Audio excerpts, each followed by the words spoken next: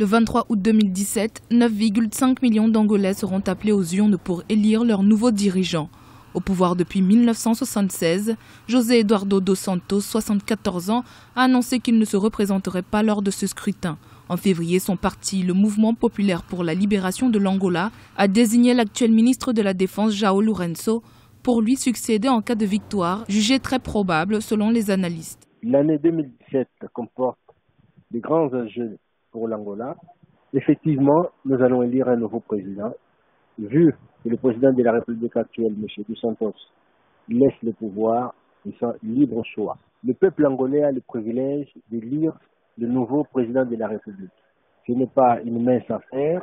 On sait effectivement qu'il y aura toujours des contestataires quelque part, mais le travail qui doit être fait, que nous voulons faire, que nous devons faire, c'est amener les élections libres, démocratiques et crédibles. En effet, il s'agit en réalité d'un scrutin législatif à l'issue duquel le chef du parti majoritaire sera désigné président de la République. Le MPLA étant grand favori du scrutin, le nouveau chef du parti, João Lourenço, a toutes ses chances de prendre les rênes du pays en août prochain. Loin derrière, on retrouve l'ancienne rébellion de l'UNITA dirigée par Isaías Samakuva, aujourd'hui première force de l'opposition grâce à une bonne assise dans l'intérieur du pays. Ce dernier a d'ailleurs réclamé un audit du recensement électoral au mois d'avril, dénonçant des doubles inscriptions et l'enregistrement d'étrangers par le parti au pouvoir. C'est le rôle qui a toujours l'opposition, c'est défendre ses intérêts. Moi, je veux bien croire qu'à un moment donné, ils étaient tous dans la Commission nationale électorale. Ils ont siégé, ils ont vu les documents, ils savent.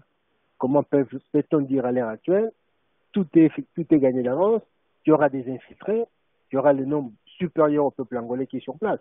Attendez, où est-ce qu'on va? Soyons sérieux. Soyons quand même rigoureux dans tout ce qu'on dit. C'est l'apanage normal de l'opposition. C'est qui est normal, c'est leur droit. Le départ de José Eduardo dos Santos devrait être le grand bouleversement des élections de cet été. En effet, les 3/4 des Angolais n'ont jamais connu d'autre président. Pour le reste, peu de surprises sont attendues.